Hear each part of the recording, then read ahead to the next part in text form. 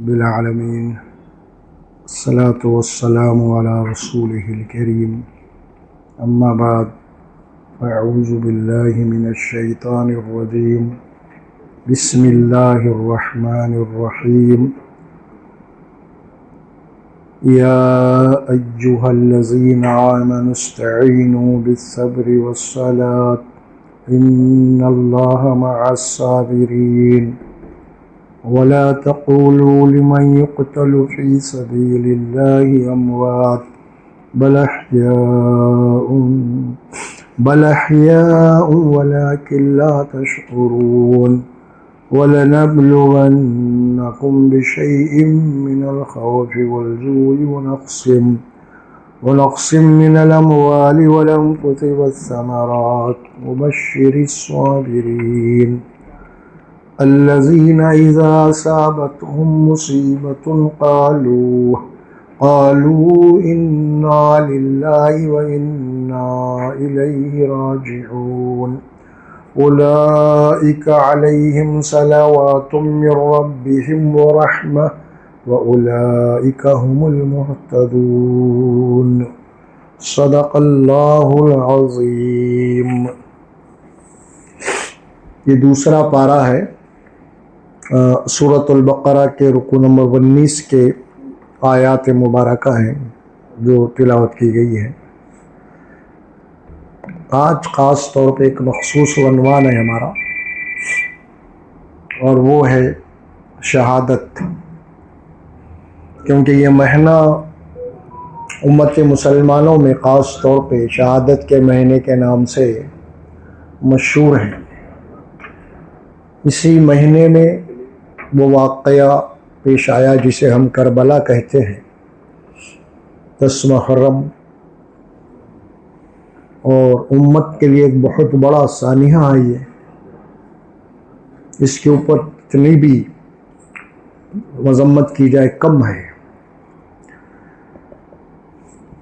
تو بہرحال سب سے پہلے ہمیں یہ دیکھنا ضروری ہے کہ اللہ تبارک و تعالیٰ نے جو قوانین متعین کیے ہیں قرآن میں شہادت کے، یا اور بھی کسی سے متعلق، یا اس کے کوئی خوشی اور غم کا معاملہ ہو، اس کے لیے کیا احکامات، کیا ہدایات ہیں۔ یہ واقعہ کربلا سنہ ہجری 61 کا ہے، یعنی 60 سال کے بعد یہ واقعہ ہوا ہجرت کے 61 ہجری میں۔ تو اس اعتبار سے ہمارا جو دین، اللہ کا دین جو مکمل ہوا، وہ تو رسول اللہ صلی اللہ علیہ وسلم کی زندگی میں ہو گیا۔ دین تو وہاں مکمل ہے۔ اب جو بھی ہدایت لینا آپ کو وہاں سے لینا ہے، چاہے معاملہ شہادت کا ہو، چاہے معاملہ غم کا ہو، چاہے معاملہ خوشی کا ہو، چاہے ریاست کا ہو، سیاست کا ہو، معاشرے کا ہو، معاشرتی ہو، کچھ بھی ہے، دین ہمارا مکمل ہے رسول اللہ صلی اللہ علیہ وسلم کی حیات طیبہ میں، وہاں مکمل ہے۔ قرآن گواہ ہے اس کے اوپر، اور رسول اللہ صلی اللہ علیہ وسلم کا حجۃ الوداع کا خطبہ بھی جو ہے محفوظ ہے اس میں، کہ میں تو اب جا رہا ہوں، اب ملاقات نہیں ہوں گی آئندہ، لہٰذا مجھ سے احکامات سیکھ لو تم جو بھی ہے، اور اس کے بعد میں تمہارے درمیان میں میرے بعد ایک کتاب چھوڑ کے جا رہا ہوں، قرآن، اسے مضبوط پکڑ لو، تم ہدایت پہ قائم رہو۔ یہ آپ کا خطبہ ہے، اور پوری حدیث کی کتابوں میں ہے یہ۔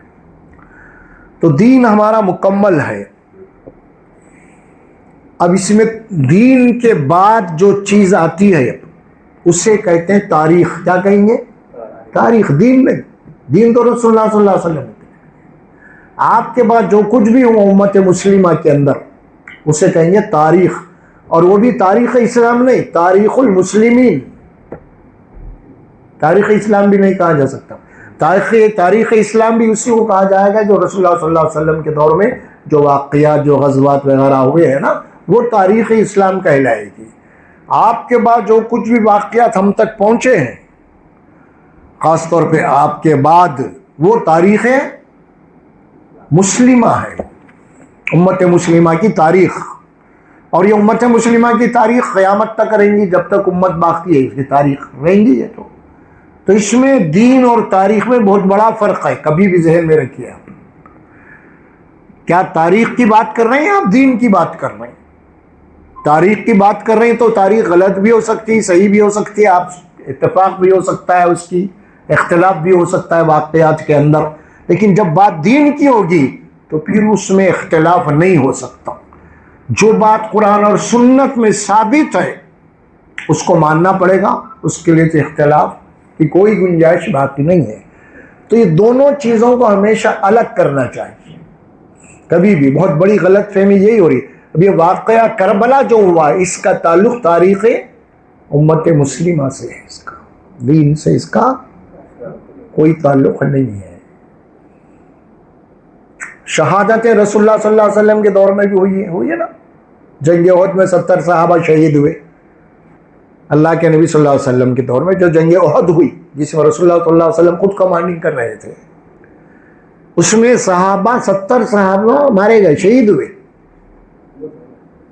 اب اس کے اوپر رد عمل کیا ہوا، شہادت پہ اللہ کے نبی صلی اللہ علیہ وسلم کیا کرے؟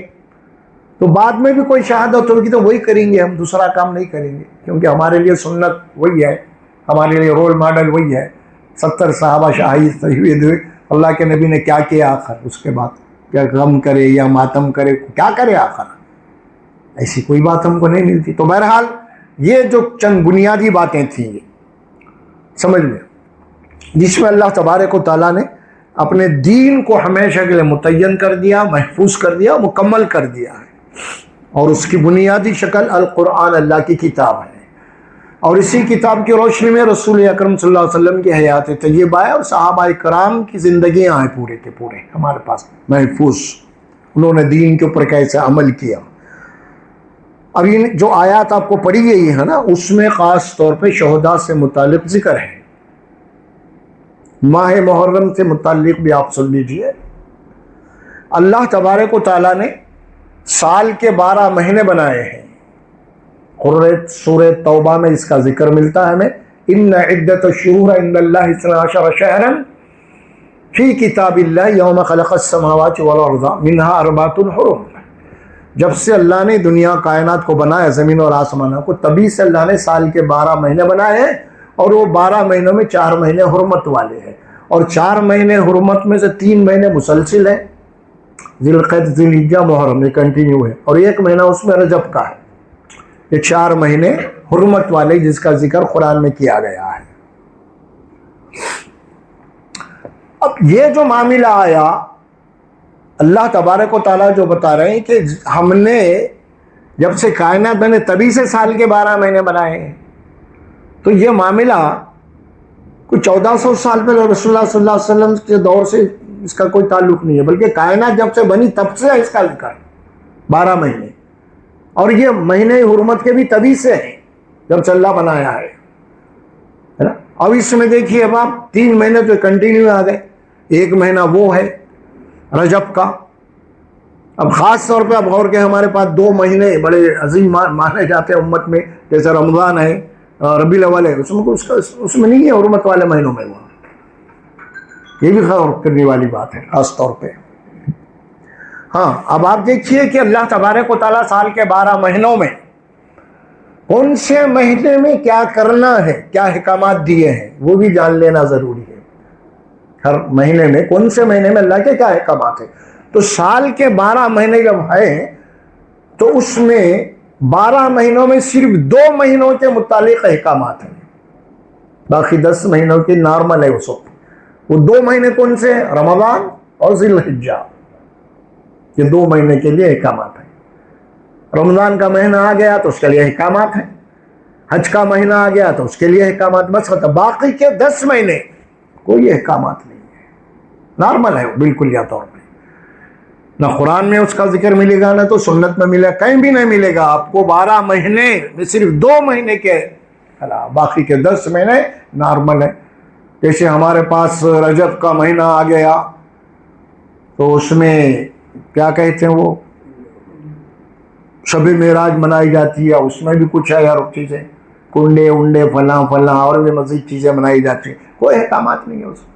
اسی طرح شعبان کا مہینہ آ گیا، ہمارے پاس اس میں شب برات وغیرہ، اس کا بھی کوئی عمل دخل نہیں ہے قرآن اور حدیث میں، کہیں بھی نہیں ہے یہ چیزیں، بہت ساری چیزیں ہیں۔ یا پھر اسی طرح ربیع الاول کا مہینہ آ گیا، کوئی احکامات نہیں ہے اس میں، صرف احکامات 2 ہی مہینوں میں ہے، رمضان اور ذی الحجہ، باقی کے 10 مہینے نارمل ہے، آپ کوئی نہیں ہے، کوئی حکم نہیں ہے۔ اور پھر اللہ تبارک و تعالیٰ نے 2 مہینوں کے لیے احکامات ہیں، پھر اللہ سبحانہ و تعالیٰ کسی وقت میں کسی مہینے میں کوئی سی بات نہیں رکھی بھائی فلاں وقت ہے، فلاں مہینہ ہے، یا فلاں تاریخ ہے، فلاں رات ہے، اس میں کوئی مخصوص ہے، ایسا کچھ بھی نہیں ہے۔ کیونکہ ہمارے پاس عموماً یہ ہوتا ہے کہ شادی بیاہ کا معاملہ ہو گیا یا کچھ، کیونکہ ہمارے پاس تاریخیں دیکھتے ہیں لوگ، فلاں تاریخ فلاں تاریخ، کون سی یہ دیکھو، وہ بالکل غیر مسلموں کی طرح ہوتا ہے، اس میں مہورت نکالتے ہیں، شادی کا پنڈت کے پاس جاتے ہیں، ان کے پاس چلتا ہے، ہمارے پاس نہیں ہے۔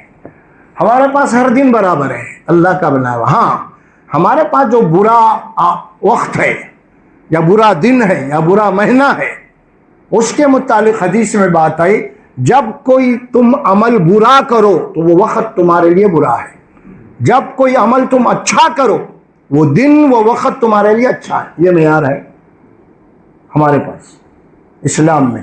باقی فطری طور پہ ایسا نہیں کہ فلاں دن ایسا فلاں دن ایسا ہے، ہمارے پر ہوتا ہے ایسا اکثر، تو یہ ایسی کوئی چیز نہیں ہے، بالکل غیر اسلامی رسومات ہے جو مسلمانوں کے پاس آ گئی ہے، اور بالکل عقیدے خراب ہو گئے اس سلسلے میں۔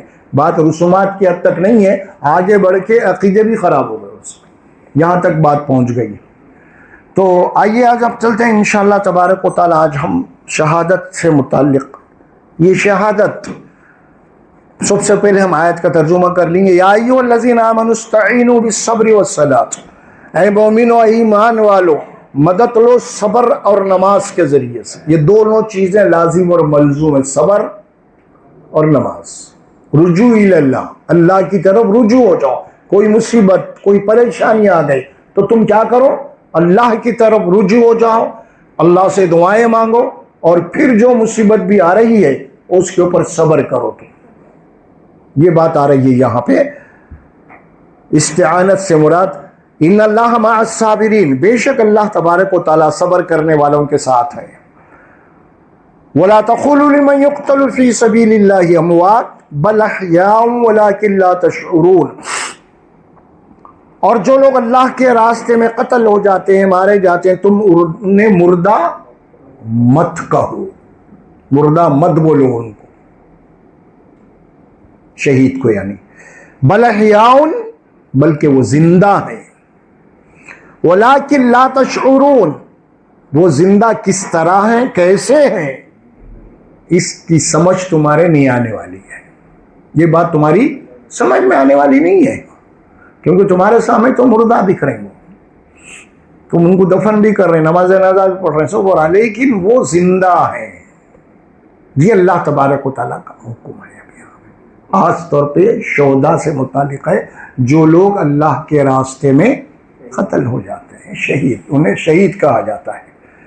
اب شہادت یہاں لفظ کیا آیا، شہید کا نہیں ہے لفظ، قتل کا ہے، قتل کا لفظ ہے نا، لمن یقتل فی سبیل اللہ، جو قتل ہو جاتے ہیں اللہ کے راستے میں، لفظ قتل کا آیا، تو ظاہر ہے کہ ایک اصطلاح ہے دین کی، اللہ کے راستے میں جو قتل ہو جاتے ہیں ان کو شہید کہا جاتا ہے دینی اصطلاح میں۔ اب یہ شہید کیوں کہا جاتا ہے، شہادت کے معنی کیا ہے؟ اب کسی کو ایمان والا بننا ہے، اسلام میں داخل ہونا ہے، تو اس کو کیا کرنا پڑے گا آپ کو؟ کلمہ شہادت، یہاں سے شروع ہوتی ہے جی شہادت، کلمہ شہادت کو اس کا اقرار کرنا پڑے گا، اسی لیے یہ انگلی کو کلمہ شہادت کی انگلی کہتے ہیں، ہے نا؟ ہم اتحیات پڑھتے ہیں تو شہادت کا جو لفظ آتا ہے تو انگلی اٹھاتے ہیں نا، یہ میں شہادت دے رہا ہوں اس بات کی گواہی اللہ ایک ہے، اس کا مطلب یہ ہوتا ہے۔ تو بہرحال شہادت، شہید یعنی میں اس بات کی گواہی دیتا ہوں، اب جو کلمہ ہم نے پڑھا ہے لا الہ الا اللہ محمد رسول اللہ کا صلی اللہ علیہ وسلم، میں اس بات کی گواہی دیتا ہوں اللہ کے سوا کوئی اور الہ معبود نہیں ہے، اللہ ہی کی عبادت ہے، کسی اور کی نہیں، اور میں اس بات کی گواہی دیتا ہوں کہ محمد صلی اللہ علیہ وسلم اللہ کے آخری رسول ہے، آپ کے بعد کوئی رسول نہیں۔ یہ ہوتا ہے اس کے معنی شہادت۔ اب یہ معنی کیا ہے شہادت کے؟ اب دیکھیں اس کے درجات ہیں۔ سب سے پہلے شہادت ہم نے زبان سے دی، پھر اس کے بعد ہم کو عمل سے شہادت دینا ہے۔ اب عمل سے شہادت کیا ہے؟ اللہ اس کے نبی نے جو احکامات دیے ہیں اس کے اوپر عمل کرتے ہوئے اس بات کی گواہی دینا ہے کہ میں اس دین کے اوپر قائم ہوں جو محمد صلی اللہ علیہ وسلم لے کے آئے۔ گواہی ہے اس کی اپنی زبان سے پہلی گواہی، دوسری گواہی عمل سے ہوتی ہے۔ اب اسی شہادت کا نقطہ عروج اور اختتام ہے۔ اسی زبان سے ہم نے جو شہادت دی ہے نا، اسی شہادت کا نقطہ عروج، اس کا اختتام، اس کی انتہا ہے۔ ضرورت پڑنے کے اوپر دین کے لیے ہم اپنی جان کٹا کے، گردن کٹا کے، خون بہا کے بھی ہم خون کے ذریعے سے بھی گواہی دیں گے کہ دین حق ہے، محمد صلی اللہ علیہ وسلم حق ہے، آپ کا لایا ہوا دین حق ہے۔ یہ کیا ہے؟ یہ نقطہ عروج ہے، انتہا ہے اس کی۔ کس کی انتہا؟ جو ہم نے انگلی اٹھائی تھی نا، یہ ابتدا ہے، یہ انگلی اٹھانا اور گردن کٹانا، یہ اس کی انتہا ہے۔ اور جو گردن کٹایا اسی کو شہید کہتے ہیں۔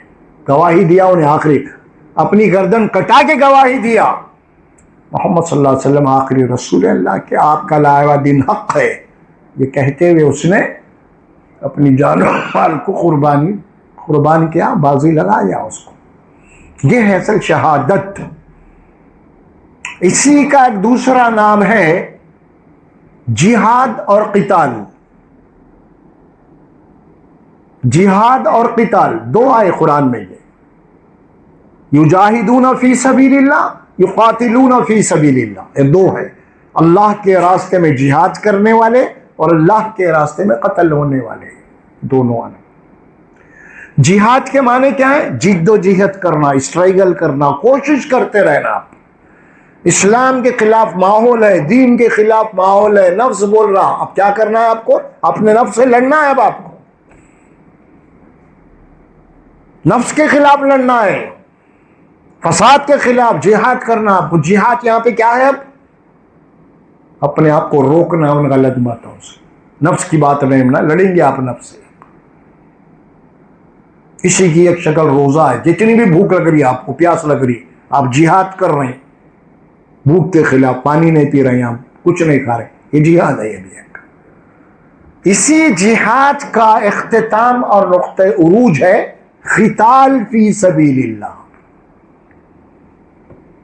اب قتال پہ آ گئی بات۔ اب یہ جہاد کوشش کرتے کرتے کرتے ہوئے بھی کوئی ایک ایسا وقت آ جاتا ہے کہ اللہ کے راستے میں آپ کو مرنا اور مارنا ہے، مرنا بھی ہے، مارنا بھی ہے۔ اسی کا نام ہے نقطہ عروج، قتال فی سبیل اللہ۔ قرآن مجید میں بات آئی کئی مقامات کے اوپر، ایک آیت کوٹ کر رہا ہوں صرف میں آپ کو، سورہ توبہ کی، ان اللہ اشترى من المؤمنین انفسهم واموالهم بان لهم الجنہ یقاتلون فی سبیل اللہ فیقتلون ویقتلون۔ دیکھو یہ بتائیے۔ اور ایک آیت آتی ہے قرآن میں سورۃ البقرہ کی، سورہ آل عمران میں غالباً، وَكَأْيٍ مِّن نَبِيٍّ قَاتَلَ مَعَهُ رِبِّيُّونَ كَثِيرٌ، بہت سارے نبی اور ان کے ماننے والے ساتھیوں نے، انہوں نے اللہ کے راستے میں لڑا، جہاد کیا، قتال کیا، یہ ساری باتیں آ رہی ہیں۔ اور عملی طور پہ ہم دیکھیں گے کہ قرآن مجید میں اور سیرت نبوی صلی اللہ علیہ وسلم میں رسول اکرم صلی اللہ علیہ وسلم نے بھی قتال کیا، بلکہ آپ جو ہے جنگی محاذوں کے اوپر بھی تھے، سمجھے، جس میں جنگوں میں اسلامی تاریخ میں اللہ کے نبی کے دو باتیں ہمیں ملتی، ایک سریہ اور ایک غزوہ۔ غزوہ اس جنگ کو کہتے ہیں جس کے اندر رسول اللہ صلی اللہ علیہ وسلم خود موجود ہے، آپ کی نگرانی میں جنگ ہو رہی، خود موجود ہے مورچے کے اوپر، اسے کہتے ہیں غزوات۔ سریہ جس کے معنی اللہ کے نبی موجود تو نہیں ہے لیکن آپ نے لوگوں کو بھیجا وفد بنا کے، جاؤ فلاں مقام پہ۔ اسے دو باتیں ہم کو ملتی ہیں سیرت نبی میں، یہ غزوات میں اللہ کے نبی خود موجود، جنگ احد میں آپ خود موجود تھے، جنگی لباس آپ نے پہنا ہوا ہے، جنگ احد میں آپ زخمی ہوئے، آپ کے دانتیں ٹوٹے، آپ لہو لہان ہو گئے، یہ ساری چیزیں ہیں۔ ہمارے پاس، خود قرآن میں ہے یہ بات، اللہ سبحانہ و تعالیٰ سورہ آل عمران میں فرمایا. تو یہ قتال وقت کے اوپر ہے یہ بات اللہ سبحانہ و تعالیٰ. تو جہاد اور قتال یہ دونوں الگ الگ اصطلاحیں ہیں. جہاد جو ہے مومن کی پوری زندگی، یوں سمجھ لیجئے اسلام کا دوسرا نام جہاد ہے. ہر معاملے میں کوشش کرنا ہے، جد و جہد کرنا ہے. اس کے اندر قتال کی بات نہیں آئی ہے. پر امن طریقے سے آپ کو جہاد کرنا ہے، باطل کے خلاف، سب سے پہلے اپنے نفس کے خلاف، ماحول کے خلاف آپ کو لڑنا نہیں ہے. وہاں جہاد کے معنی اب صبر کرنا ہے. صبر کے معنی اپنے نفس سے مقابلہ ہو رہا ہے. یہ ہے اصل میں. ہم جہاد اور قتال کو ایک کر دیتے، مخصوص حالات میں ہے وہ قتال، اور وہ بھی اس کے بھی کئی سمجھ میں آ رہا قوانین ہیں، کئی شرائط ہیں اس میں. یہ عام نہیں ہے آدمی اڑ گئے کسی کو مار دیے، کسی کو فلاں، یہ نہیں. ہم سمجھتے ہیں اس کو جہاد نہیں ہے، غلط. یہ جہاد کا لفظ بدنام کر دیا گیا ہے. حالانکہ جہاد کے لفظی معنی آتے ہیں آدمی پر امن طور پہ ماحول کے خلاف، اپنے نفس کے خلاف جد و جہد کرتے رہنا ہے. یہ ہے کسی کو نقصان پہنچائے بغیر پر امن. رسول اکرم صلی اللہ علیہ وسلم کی پوری زندگی کو، خاص طور پہ مکی زندگی کو آپ لے لیں گے، کل کیسے کیسے مصیبتیں آ رہی ہیں، آپ وہاں پہ پورے صبر کے ساتھ کام کر رہے ہیں.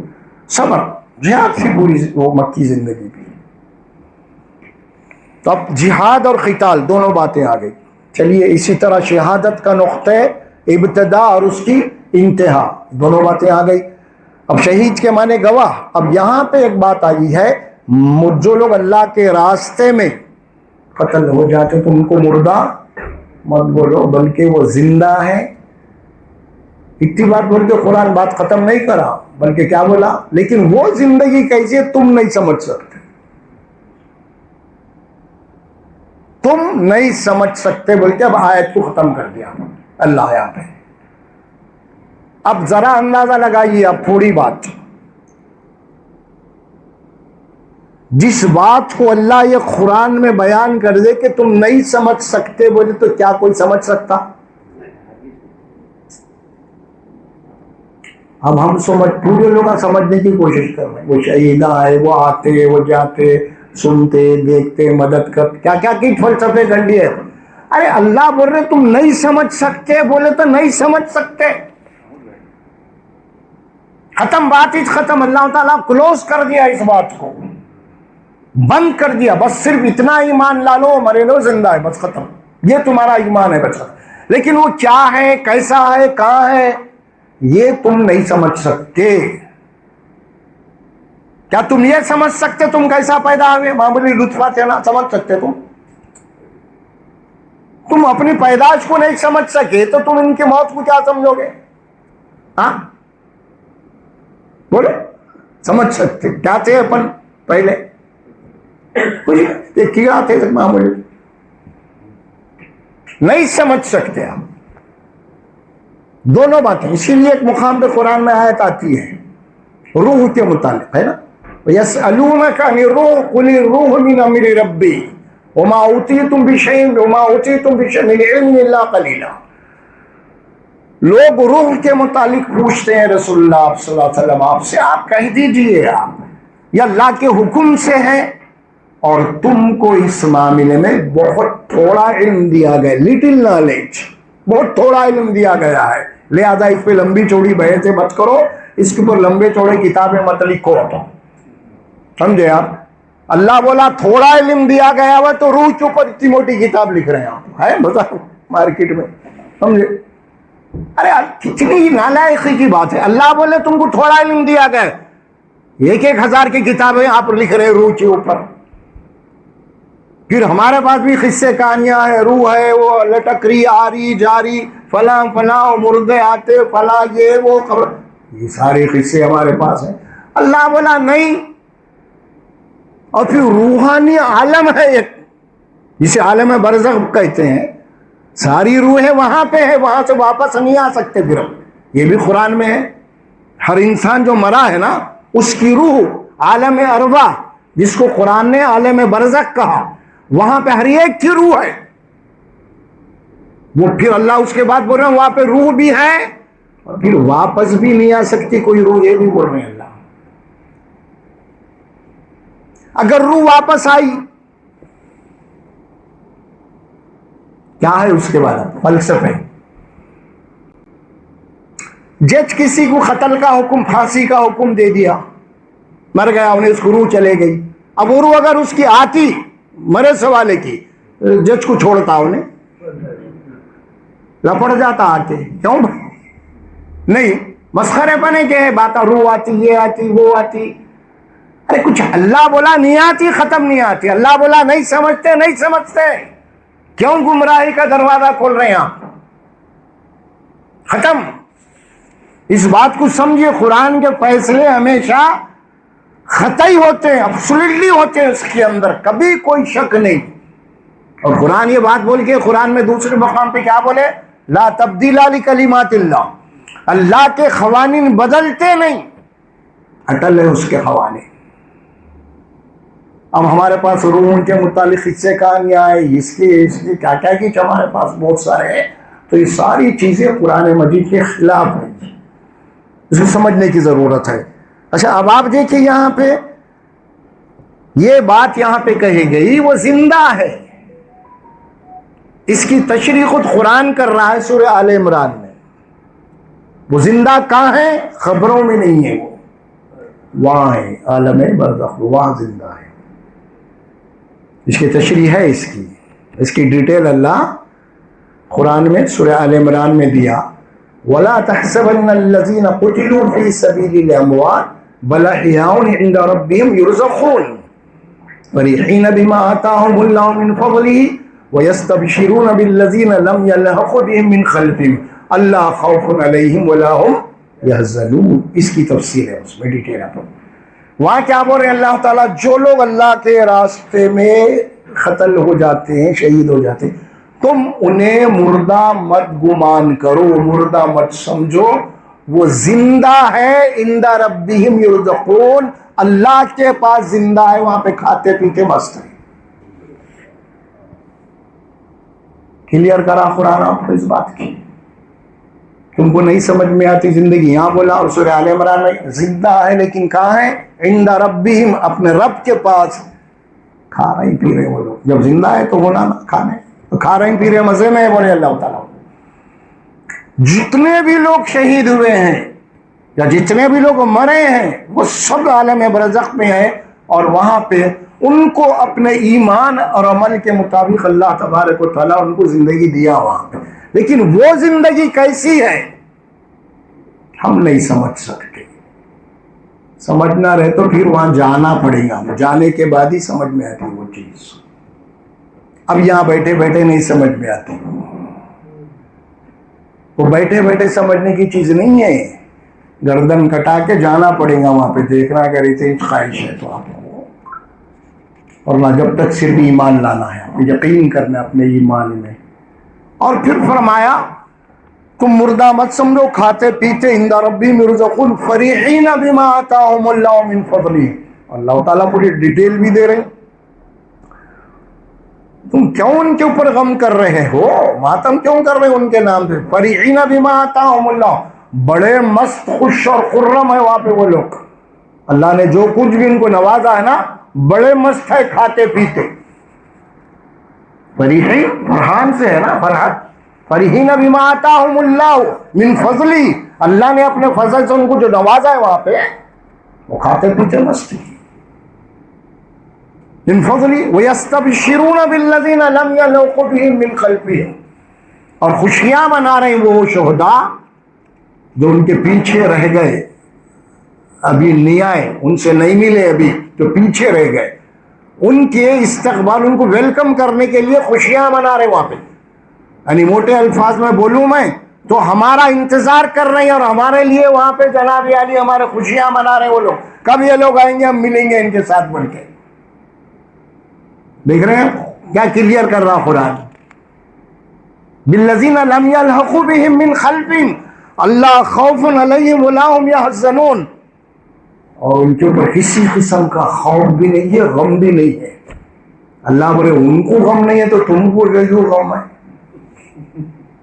دیکھو آپ کتنی کلیئر کر رہے ہیں. اور اللہ یہ بول رہے ہیں کہ وہ تمہارا انتظار کر رہے ہیں، خوشیاں منا رہے ہیں.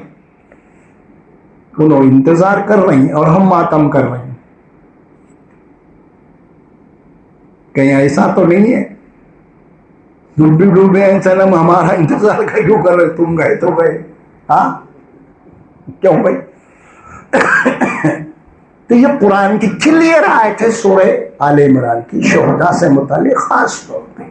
اب یہ آیت سے واضح ہو گیا، ذرا بھی اس کے اندر کوئی پیچیدہ مسئلہ نہیں ہے، کلیئر ہو گیا ہے کہ شہداء کا تعلق اس دنیا سے نہیں ہے، نہ اس خبر سے ہے، بلکہ عالم برزخ سے ہے. اور وہاں پہ کھانا پینا ان کے لیے سب کچھ ہے، لیکن یہ سب کچھ عالم غیب میں ہے، تم کو سمجھ میں نہیں آ سکتا. اور سمجھنے کی کوشش کریں گے تو گمراہ ہو جاتے ہیں، کیونکہ اللہ بولا نہیں سمجھ سکتے. اگر تم سمجھیں گے تو غلط سمجھیں گے تم، اور غلط سمجھیں گے تو غلط راستے پہ چلے جائیں گے. غلط راستے پہ جائیں گے تو اس کی اینڈنگ جہنم ہے، پھر وہیں جا کے راستہ ختم ہوتا ہو. اس بات کو سمجھ لو تم لوگ. بات بڑی آسانی سے بات اللہ سبحانہ و تعالیٰ فرما، اس کو لمبے چوڑے کوئی بڑے مولوی وائز کی ضرورت نہیں ہے. کلیئر آیتیں ہیں قرآن کے، سمجھ میں آ رہا. اب اس کے اندر کوئی زیادہ مسائل کو چھیڑنے کی ضرورت نہیں ہے. یہ آیات محکمات ہیں، آیات بینات ہے. یہ محکمات کے معنی بڑی مضبوط اور مدلل لاجک دی گئی ہے، اس کے اندر دلیل دی گئی ہے نا. آیات بینات، بینات کے معنی آپ کو بالکل کھول کے اللہ سمجھا رہا ہے، کھول کے سمجھا رہا تاکہ تم کو کوئی شک ہی پیدا نہ ہو. یہ بات یہاں پہ سمجھائی جا رہی ہے. وَلَا تَقُولُوا لِمَن يُقْتَلُ فِي سَبِيلِ اللَّهِ أَمْوَاتٌ بَلْ أَحْيَاءٌ وَلَٰكِن لَّا تَشْعُرُونَ. اب آپ دیکھیے اس میں آگے ہم چلتے ہیں. شہادت، یہ تو بات ہو گئی شہداء کے قرآن کی. اب ہم اس معاملے میں کہاں امت میں غلطی ہوئی، کہاں مسلمانوں میں خرافات پیدا ہو گئے، کب پیدا ہوئے، کیوں پیدا ہوئے، اس کے اوپر بھی انشاءاللہ ہم کچھ روشنی ڈالنے کی کوشش کریں گے. معاملہ جب شہادت کا ہے یہ، تو اس میں ہم شروع کریں گے کہاں سے اس کو. یہ ہم جو آ رہے ہیں نا مہینہ 10 محرم، کس کی شہادت کا دن ہے یہ؟ امام حسین اہل بیت، ان کی شہادت کا.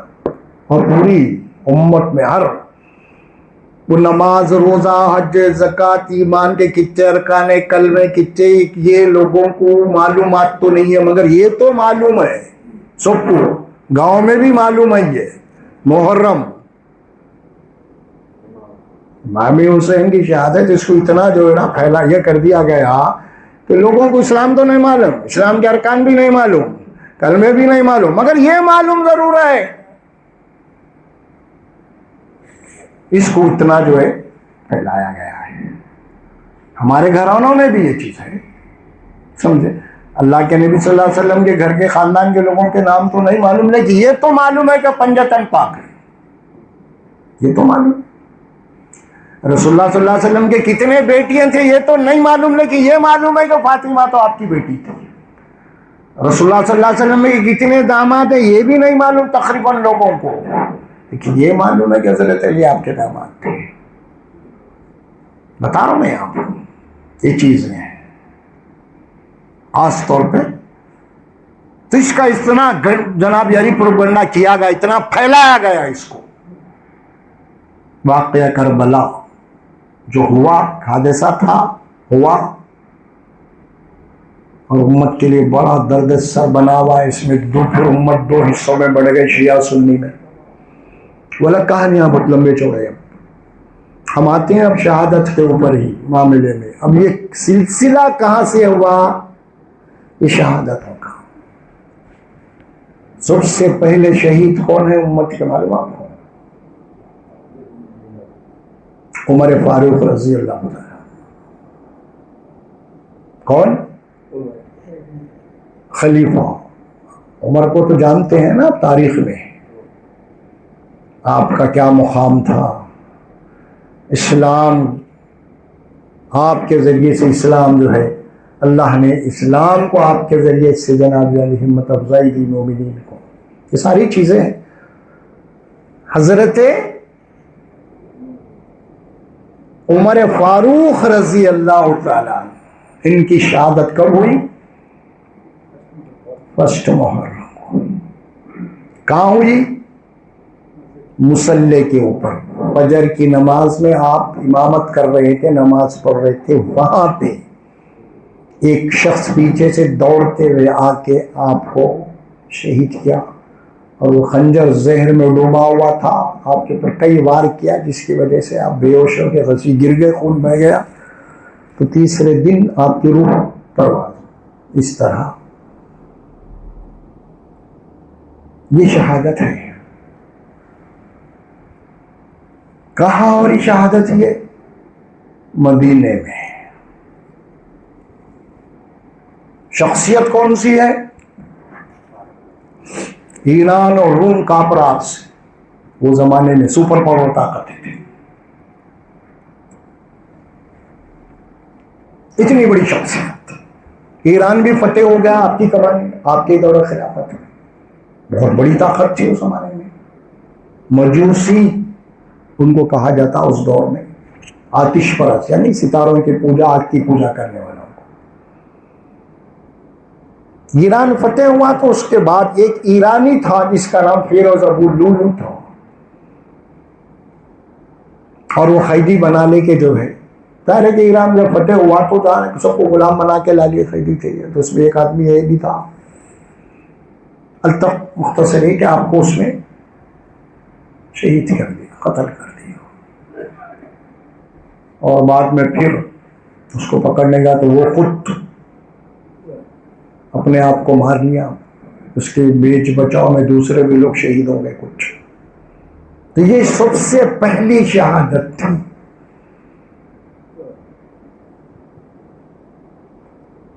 کتنے لوگوں کو معلوم نہیں ہے؟ کوئی بتا رہا ہوں یہاں. اور یہ امام حسین کی، ہاں نان مسلم کو بھی معلوم گاؤں کے حسین بیوڑو بھی بولتے ہیں ان کو لوگ. تو یہاں شہید یہاں سے ہے اب. اور حضرت عمر کو قتل کرنے والوں میں 3 لوگوں کا ہاتھ تھا اس میں. یہودی، عیسائی، ایرانی، یہ 3 تھے وہ زمانے میں. ان کی پلاننگ تھی یہ پوری اسلام کے خلاف. اسلام پھیل رہا تھا، سپر پاور بن رہا تھا اسلام. اب انہوں نے ایک ہیڈ لسٹ بنائی کہ ہم کو کس کس کو قتل کرنا ہے. امت کے اندر جو ٹاپ لوگوں کے انٹلیکچل لیول کے جو لوگ تھے، ذہین لوگ، جیسے آج اسرائیل چن چن کے ایران کو مارا نا، بڑے بڑے انٹلیجنٹ لوگ تھے ان کے، ذہین لوگ. اسی طرح اس زمانے میں یہ ہوا. ان کے انٹلیکچوئل کون ہیں آخر، ذہین لوگ کون ہیں، ان کی ہیڈ لسٹ بنائی گئی. اور یہ ہیڈ لسٹ میں کون کون تھے؟ حضرت عمر، حضرت عثمان، حضرت علی، حضرت امام معاویہ، حضرت زبیر. یہ بڑے بڑے انٹلیکچوئل لوگ تھے اس زمانے میں. اس میں حضرت حسن بھی تھے، حضرت حسین کے بڑے بھائی. ان کی لسٹ بنائی گئی اور بنا کے انڈر گراؤنڈ تحریکیں چلتی رہی. حضرت عمر کے بعد پھر جو خلیفہ بنے، کون بنے اب؟ عثمان غنی رضی اللہ تعالیٰ. ان کی خلافت بھی دور حکومت جو رہی نا کچھ کم 1200 سال، یعنی 12 سال. اب ان کو بھی شہید کر دیا گیا. کہاں؟ مدینے میں. مدینہ بولے تو کوئی معمولی بات نہیں ہے، پورے صحابہ ہیں، پوری سیکورٹی ہے، سب کچھ ہے. قتل ہو رہا وہیں کیپٹل میں. آپ اندازہ لگا سکتے ہیں کہ کتنی سازشیں ہو رہی تھی اس وقت اسلام کے خلاف. تقریباً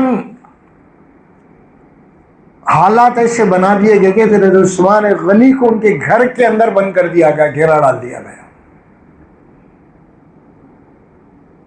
اور وہاں پہ اس کے گھر کے اندر ان کو شہید کر دیا گیا۔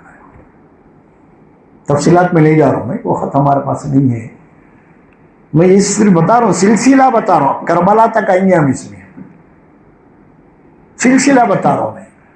اور یہ کیسے ٹاپ کے لوگ ہیں یہ بھائی، اس وقت حضرت عمر کا قتل کرنا گویا کہ آج امریکہ کے پریزیڈنٹ کا قتل کے برابر ہے، سمجھے آپ؟ اس سے بھی زیادہ کہہ لیجیے آپ۔ پھر دوسرے جو بنے پھر حضرت عثمان غنی، ان کی شہادت ہوئی۔ حضرت عمر کا دور خلافت جو 10 سال کچھ مہینے تھے، آپ کے 12 سال۔ پھر اس کے بعد حضرت علی خلیفہ بن گئے،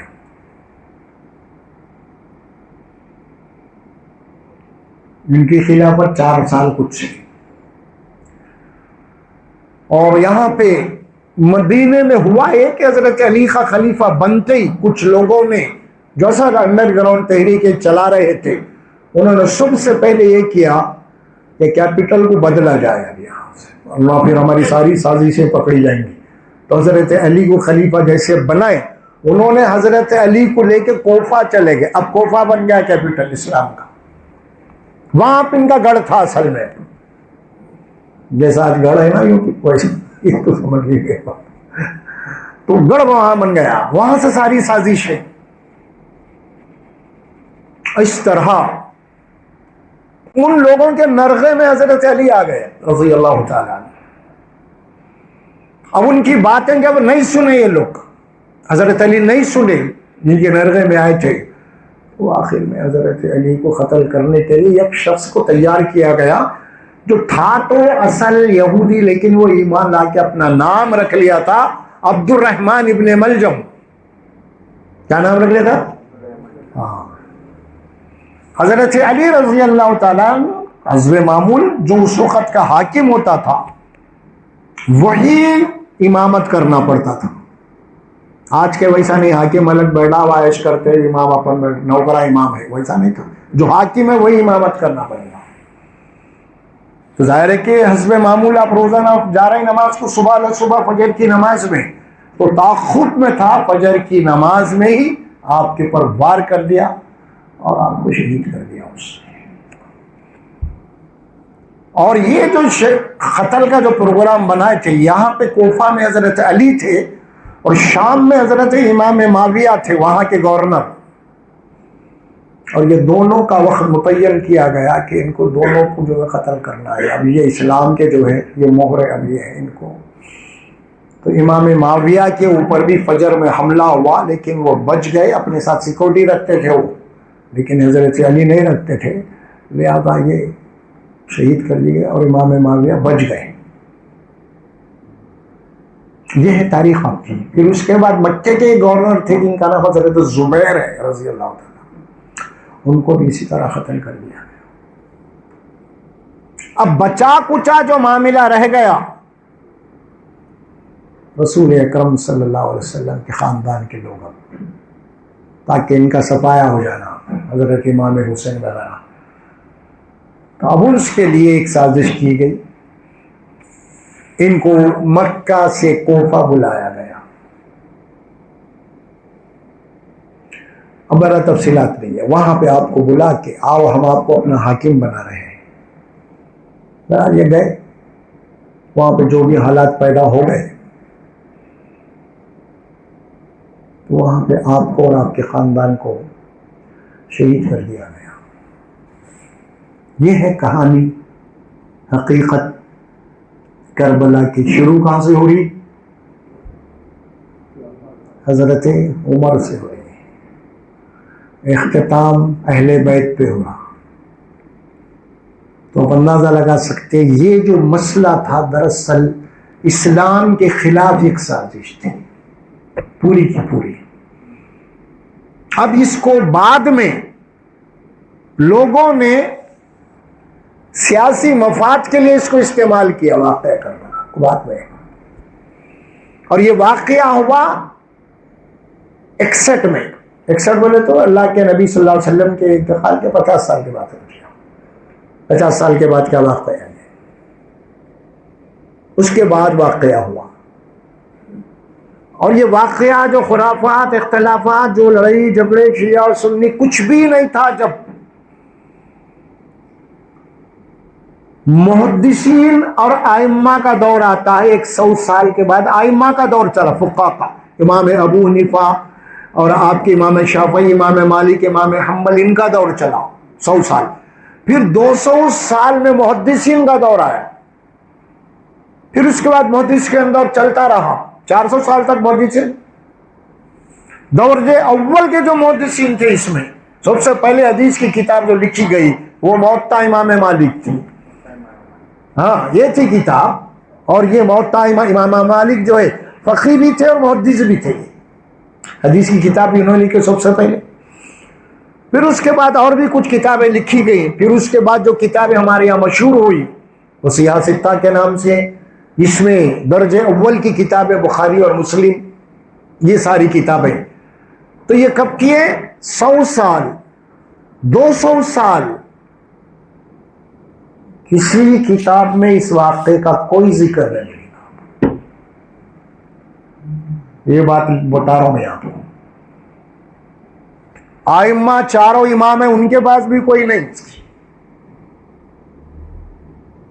محدثین پورے کے پورے محدثین کوئی. ابھی میں بتانا دین ہمارا کہاں ہے؟ رسول اللہ صلی اللہ علیہ وسلم کے دور میں. اب بعد میں یہ تاریخی واقعات ہیں، ہوتے رہتے ہیں، ویسے قیامت تک ہوتے رہیں گے. ابھی ہے امت مسلمہ، اہل حق اہل باطل کا ہوتے رہیں گے ایسے مار کے. یہ تاریخ المسلمین کہیں گے، اب یہ دین نہیں. اسی لیے ان کتابوں کے اندر اس کی کوئی زیادہ تفصیل نہیں. یہ واقعہ ہونے کے 100 سال کے بعد ایک شخص وجود میں آتا ہے جس کا نام ہے مخنف ابو، کچھ نام ایسی، یہی نام ہے ابو مخنف ایک شخص کا نام ہے. اور وہ کتاب لکھا مقتل حسین. کب؟ یہ واقعے کے کربلا کے 100 سال کے بعد. اور انہیں تھا بھی نہیں 100 کربلا کے وقت. اور نہ تو اپنی کتاب جو لکھا اس میں کوئی ریفرنس بھی نہیں دیا، بھائی میرے سے ان سے ملاقات ہوئی، ان سے بات چیت ہوئی، ان پہ انہوں بولے سنائے تھے. گھر میں بیٹھ کے لکھا بس ختم. یہ قصے خالی، قصے اور کہانیوں کی کتاب مقتل حسین. یہ سارے واقعات کی بنیاد وہی کتاب ہے. اور اسی مقتل حسین کو اسلام کے ایک بہت بڑی محدث بھی ہیں، مورخ بھی ہیں، مفسر بھی ہیں، وہ ہے امام طبری. 30 جلدوں میں ان کی تفسیر ہوئی. پھر انہوں نے اس کتاب کو من و عن اپنی کتاب میں لکھ دیا، تاریخ طبری میں. اب بعد میں جتنی بھی کتابیں لکھی گئی وہ سب تاریخ طبری کی ریفرنس میں لکھی گئی، سب حوالے وہاں کے دے رہے. بلکہ اس کی بنیاد ہی بے بنیاد ہے. پہلے کوئی اتھینٹک نہیں، کسی سے ملا نہیں، کہیں بھی نہیں. محدثین کے پاس نہیں ہے ریکارڈ، یہ ائمہ کے پاس کچھ مسائل نہیں ہے اس کے. تو پھر انہیں کہاں سے پیدا ہو گیا انہیں؟ یہ کتاب لکھا اور یہ کتاب کو امام طبری لائے اور اس سے بعد میں سارے ریفرنس آنے لگے. ایک بات میں آپ کو بولوں، غلط نہیں ہوں گی، وہ یہ اس زمین کے اوپر مذہب کے بارے میں، دھرم کے معاملے میں سب سے جھوٹ اگر بولا گیا ہے تو واقعہ کربلا کے اوپر بولا گیا ہے. ہر سال نئی نئی کہانی ہے، نئے اسٹوری کے فلمیں بنتے رہتے نا، ویسا نئے کہانیاں سناتے رہنا. آپ کو سننے والوں کو جناب علی تعجب کر دینا، ایسا ویسا فلاں بہت سارے چیز نہیں، کوئی اتھینٹک بات نہیں، کوئی بنیادی بات نہیں. اب یہ جو شہادت کی بات آپ کے سامنے آ گئی، اتنا اس کو مشہور کر دیا ہے، تو پھر کیا بات بھائی؟ حضرت عمر کی شہادت کیوں نہیں مناتے آپ؟ کبھی امت غم کری؟ بولو. حضرت عثمان شہید مظلوم ہے، وہ 1 مہینہ گھر میں بند کر کے مسجد نبوی کے اندر نماز پڑھانے نہیں آنے دیے اور پانی بھی بند کر دیا آپ کو. وہاں شہید ہوئے اور وہ بھی ذی الحجہ کے مہینے میں تھے. سارے لوگ حج پہ گئے ہوئے تھے. جب مدینہ کچھ کم خالی ہو گیا تھا تو وہاں پہ آپ کے اوپر حملہ ہوا. گھر کے اندر چھت پہ سے کود کے اس کو جو ہے قتل کر لیا گیا. ہے کچھ. پھر کون ہے یہ؟ اللہ کے نبی کے داماد ہیں یہ. دوہرے داماد ہے. ایک بیٹی کا انتقال ہو گیا تو دوسری بیٹی کو آپ نے نکاح میں لیا. اسی لیے ذو النورین کہا جاتا ہے آپ کو تاریخ میں. اتنی بڑی شخصیت ہے یہ. ارے غم منانا تو دور کی بات ہے. میں تو پڑھ رہا ہوں کسی کو معلوم بھی نہیں ہے یہ شہید ہوئے تھے کیا بولتے ہیں. اتنا بھی نہیں معلوم. پھر حضرت سے علی کی شہادت ہوئی. کیا اس کے اوپر بھی غم منائی گئی؟ نہیں. کوئی ماتم. پھر وہی بات آئے گی اب دین کی بات. اللہ کے نبی صلی اللہ علیہ وسلم کی زندگی میں جنگ احد میں 70 صحابہ شہید ہوئے. کیا ان کا غم منایا گیا؟ نہیں. تو لہذا قیامت تک کسی کی شہادت پہ غم نہیں منایا جائے گا. اب شریعت نے ہم کو حکم دیا. کیا حکم دیا ہے؟ 3 دن. ماں کا انتقال ہو جائے, چاہے بیٹے کا ہو جائے, چاہے باپ کا ہو جائے, صرف 3 دن غم کے آپ کو اجازت دیے گئے ہیں سوائے بیوہ کو چھوڑ کے. بیوہ کے لیے 4 مہینے 10 دن. باقی جو بھی ہیں وہ سب صرف 3 دن ان کو اجازت دی گئی ہے غم کی. بس ختم. اس کے علاوہ کوئی غم کا دن نہیں آفیشلی. اب یہ ایک بات ہے کہ بھائی ایک آدمی کا انتقال ہو جائے, والد صاحب کا, مہینوں سالوں میں بھی غم رہتا, وہ الگ بات ہے وہ. لیکن اس کو پرٹیکولر غم منانا نہیں ہے اس کو 3 دن کے علاوہ. ہمارے پاس نہیں ہے. اور آج ہمارے پاس کربلا کے شہداء کا غم منایا جا رہا ہے 1400 سال سے. ٹھیک ہے, 1400 سال. سوچنے کی بات ہے.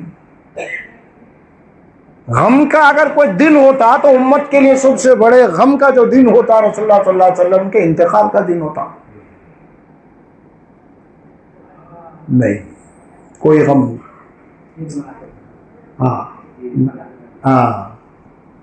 بتا رہا ہوں میں آپ کو. جتنے خرافات ہیں ہمارے پاس, نوحہ کرنا, رونا دھونا, فلاں, محرم کا مہینہ آ گیا, چاند دے کے نئے کپڑے نہیں پہننا, خوشی کا کام نہیں کرنا, بچی کا رسم نہیں کرنا, بچی کی شادی نہیں کرنا, سمجھو گھر کا پایا نہیں رکھنا, کیا اچھی اچھی چیزیں نہیں کھانا, یہ ساری چیزیں ہیں. یہ سب من گھڑت باتیں ہیں. دین سے کوئی تعلق نہیں. بھائی آپ دیکھیے اس سلسلے میں حالات جو خراب ہوئے ہیں نا, اس میں حضرت سے دیکھیے 4 خلیفہ ہیں. کتنے؟ 4. ذرا ایک بات آپ ذہن میں رکھ لیجیے, اس کو میں ایک بیلنس اور توازن کے لیے بتا رہا ہوں. یہ چاروں خلیفہ رسول اللہ صلی اللہ علیہ وسلم کے رشتہ دار ہیں. 2 خلیفہ اس میں اللہ کے نبی کے سسر ہیں اور 2 خلیفہ داماد ہیں. حضرت ابوبکر صدیق عائشہ رضی اللہ عنہ کے والد محترم, آپ کے سسر. حضرت عمر فاروق حضرت حفصہ کے والد ہیں, اللہ کے نبی کی بیوی ہے, وہ زوج متحرمہ. تو اس طرح حضرت عمر کیا ہوئے؟ سسر ہوئے. اور یہ حضرت عثمان اور حضرت علی یہ داماد ہیں. حضرت رقیہ حضرت ام کلثوم آپ کے نکاح میں حضرت عثمان کے, اور حضرت علی کے نکاح میں حضرت فاطمہ الزہرا. تو داماد 2 سسر. سسر مانے باپ کا درجہ. اللہ کے نبی ان دونوں کا احترام کر دیتے. کیوں کرتے تھے؟ باپ کے درجہ, سسر ہے باپ کا درجہ. اللہ کے نبی نے تو کون کریں گے پھر کے, آپ نے تو سکھایا نا. تو دونوں کا احترام تھا یہ.